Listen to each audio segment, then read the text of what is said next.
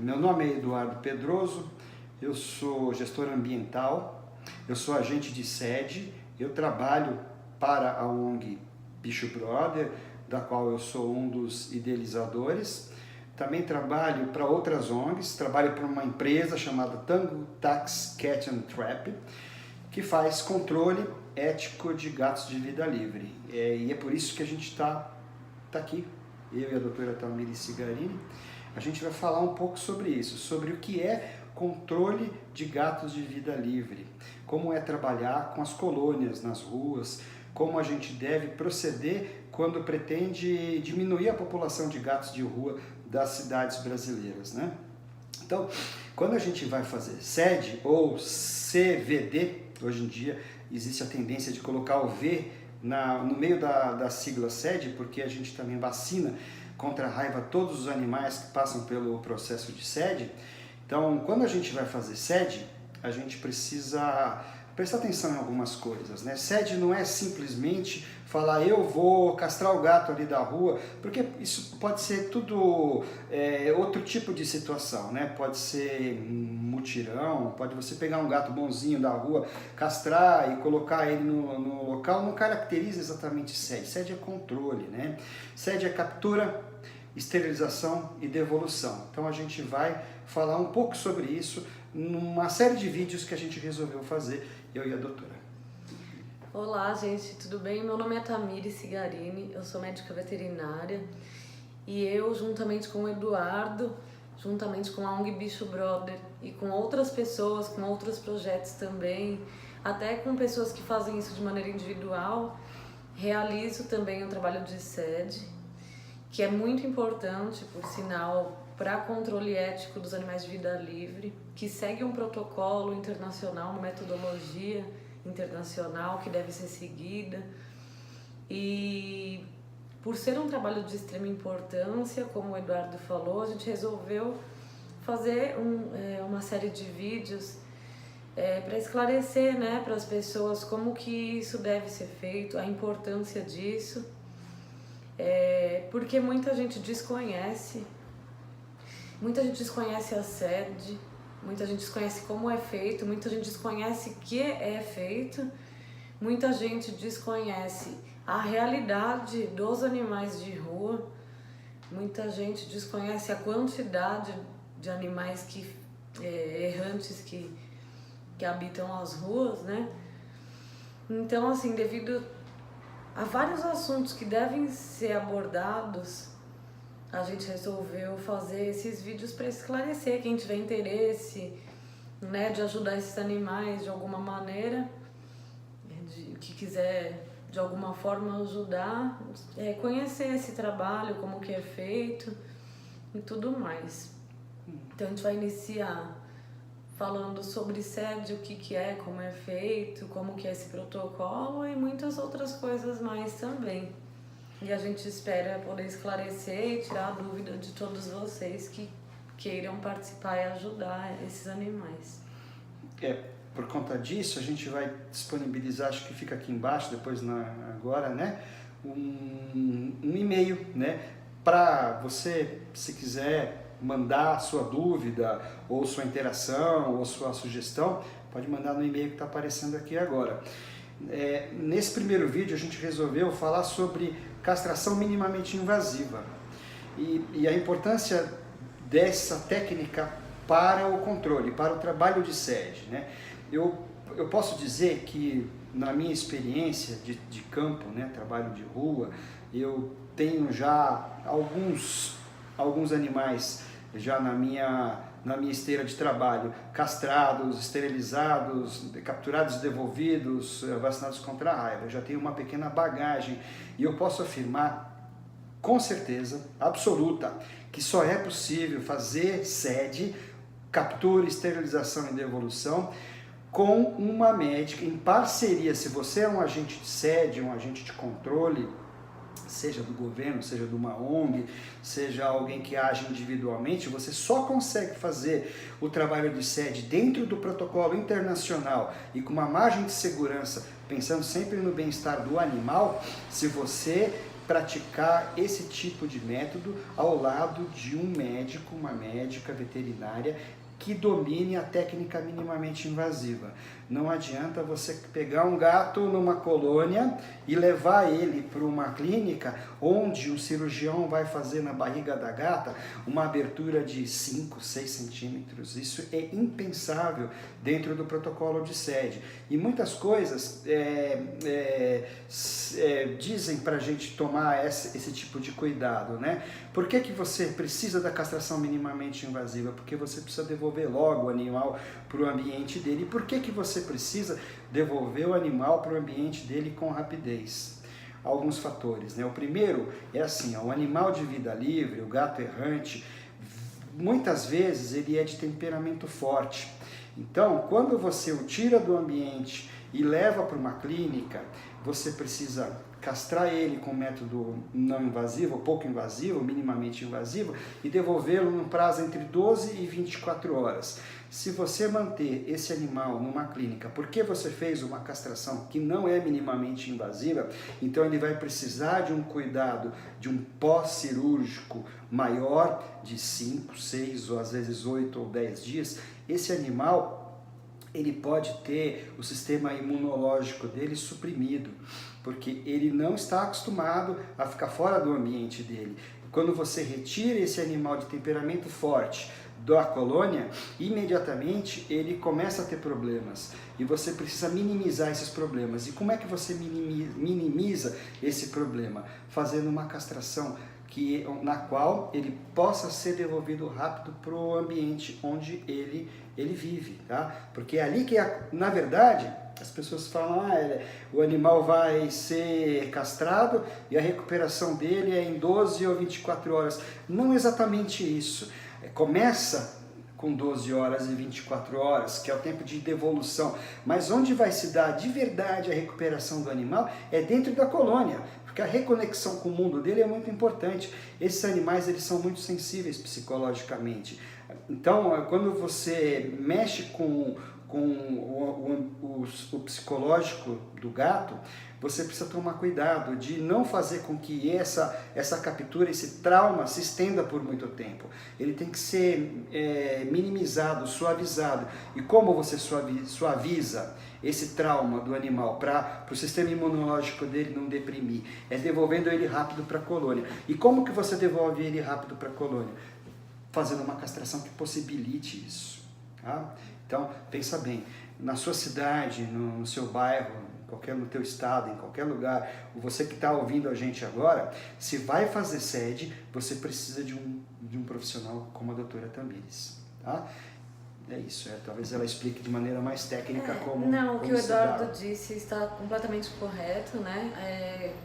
Nós, os seres humanos e os animais submetidos a uma situação de estresse intensa, o organismo produz um hormônio que faz com que o animal tenha uma imunossupressão.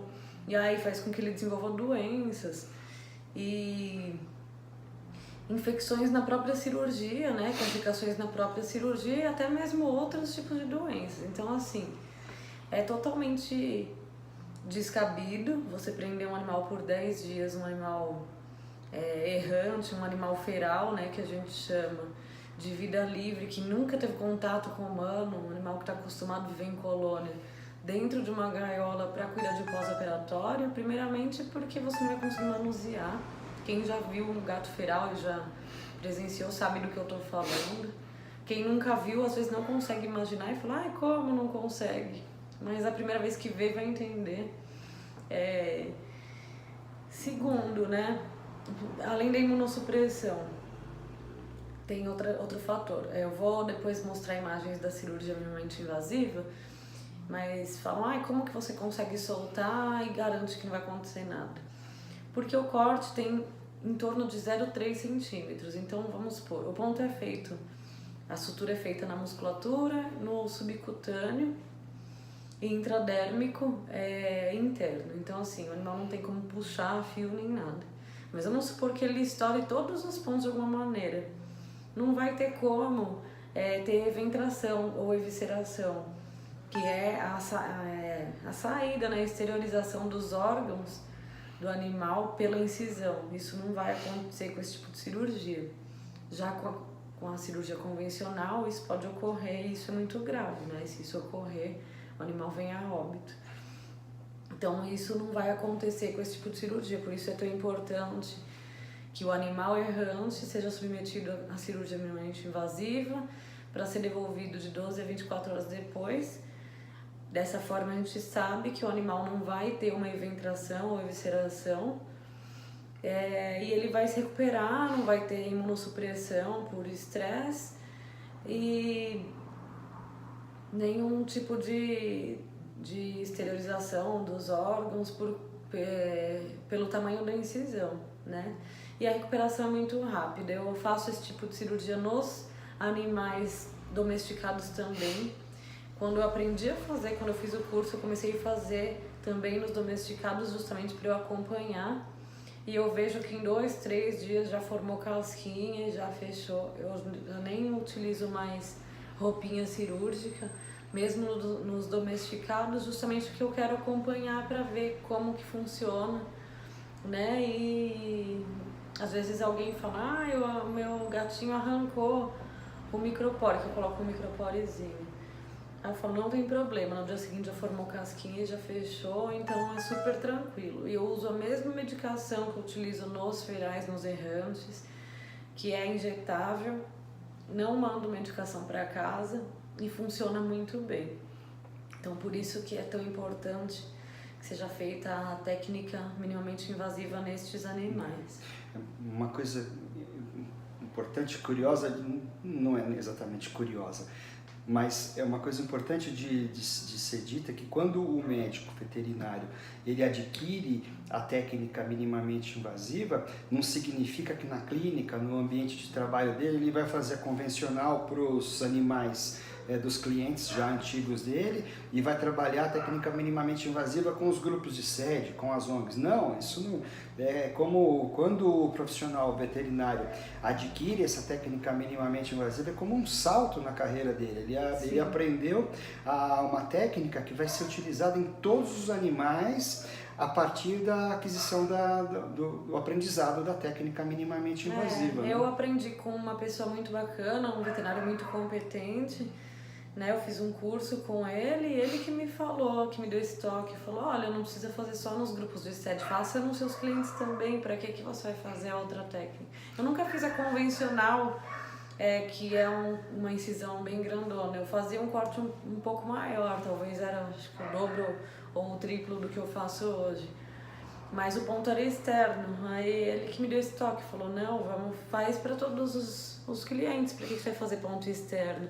Né, para ir fazer o animal passar pelo estresse, voltar na clínica, retirar, exatamente. Né, ponto. Aí realmente eu comecei a fazer exatamente o mesmo protocolo que eu faço de sede para os clientes que tem os animais domésticos e funciona muito bem. Isso foi uma forma de eu não submeter o animal a estresse de voltar para a clínica, tirar ponto, não perder o tempo do tutor do animal e de eu acompanhar também de perto como que é a recuperação, para saber como que os animais errantes se recuperam e realmente funciona muito bem. Eu nunca tive nenhum problema com esse tipo de técnica, nenhum problema mesmo, assim. Então, uma coisa também que a gente precisa dizer é que a técnica minimamente invasiva, quando a gente fala, o emprego dessa técnica é basicamente, né, não basicamente, é totalmente voltada para a ideia da fêmea do gato, né, da espécie. Então, por quê? Porque o macho não tem dois tipos de cirurgia, deve ter, mas não é o mérito, não é a questão, né? Então, quando a gente fala da castração minimamente invasiva, ela traz muito benefício para o dia a dia do veterinário, porque a gatinha do cliente, que não tem nada a ver com sede, não tem nada a ver com ONG, com grupo de controle, nem com protetor independente que faz controle, quando o gato chega, a gatinha chega aqui e essa técnica é empregada na cirurgia de castração, o sofrimento dela é muito menor. Sim. Né? Então, para que você vai submeter a gata a uma cirurgia convencional, abrir 5, sei lá quantos centímetros na barriga da gata, se você pode poupá-la do sofrimento? Porque, olha, a experiência mostra, quem trabalha com animais no dia a dia, com as gatas, a gente sabe disso. A gata, castrou às 10 da manhã, às 10 da noite, às 22 horas do mesmo dia, ela está quase que perfeita, né? Os relatos dos tutores, né, dos animais domesticados que eu castro com essa técnica, eles gostam muito, sempre falam no dia seguinte, eles me ligam, falam, nossa, na outra animal que eu tive que eu castrei com a técnica convencional foi super chato, porque teve que usar roupa, porque arrancou o ponto, porque deu eventração, infeccionou, ou eu tive que dar 10 dias de comprimido, e aí estressou, enfim. Então assim, não é que é errada a outra técnica de forma alguma, mas assim, facilita, né? Muitas pessoas questionam, mas a técnica é minimamente invasiva, você não enxerga o que você está fazendo. Eu enxergo sim, garanto que eu enxergo, tá? Eu exteriorizo o útero através do gancho, que é um instrumento cirúrgico, e eu garanto que eu estou exteriorizando sim o útero. Aí falam, mas você não enxerga os outros órgãos. Eu não estou querendo enxergar os outros órgãos, eu quero o útero. Se eu quisesse enxergar os outros órgãos, eu faria uma cirurgia chamada laparotomia exploratória, que a gente faz quando a gente quer investigar alguma doença na cavidade abdominal, em algum órgão. E antes disso a gente faz um ultrassom e devido a alguma suspeita de alguma doença, de alguma afecção, ou seja lá o que for. Mas no caso de castração, eu só quero ver o útero e quando eu exteriorizo ele, né, porque eu sei anatomicamente a localização, quando eu coloco meu ganchinho lá, né, na localização anatômica que eu sei que ele está, exteriorizo, eu enxergo exatamente ele lá, eu garanto que é ele, eu sei que é ele, eu aposto qualquer coisa que é ele, então eu enxergo sim o que eu estou fazendo, diferente do que algumas pessoas me dizem. Certo? É uma pena esse tipo de cirurgia, complementando, não ser ensinado nas academias, né? É uma pena realmente que um grande número de cirurgiões veterinários, né, não saiam com a castração minimamente invasiva no bolso do avental para chegar no mercado de trabalho e fazer. Eu tenho certeza que se as universidades que formam médicos veterinários tivessem no seu currículo, na sua grade de matérias lá, de ensinamentos, a castração minimamente invasiva, hoje a situação da população de rua de gatos, que é uma coisa que uma hora, talvez num outro vídeo a gente vai falar mais especificamente disso, seria menor. A gente já teria talvez um controle um pouco mais avançado. Falta muito ainda. Bom, só para amarrar a conversa, né? Por que a gente está falando tanto de castração minimamente invasiva se o assunto aqui é sede? Dois pontos, né? Vou explicar, óbvio, porque não se faz sede sem castração minimamente invasiva em hipótese alguma. Em hipótese alguma.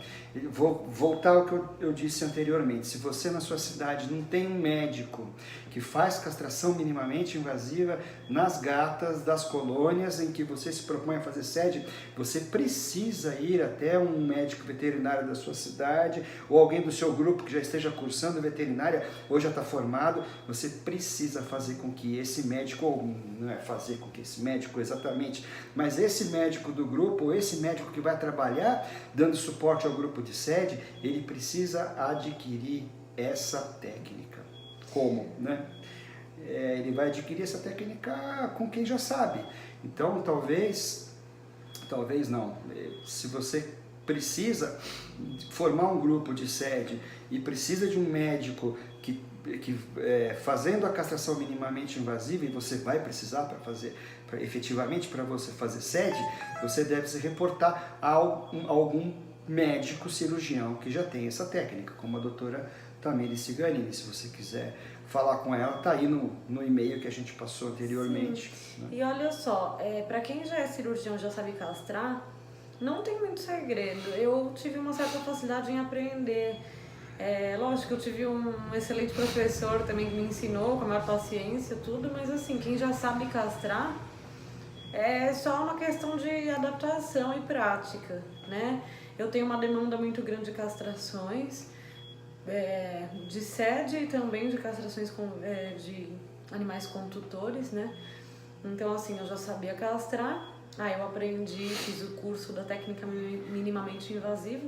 Não tem muito segredo, modifica-se algumas coisas só, alguns detalhes, que não são nada absurdos para quem já sabe operar, né? Então, assim,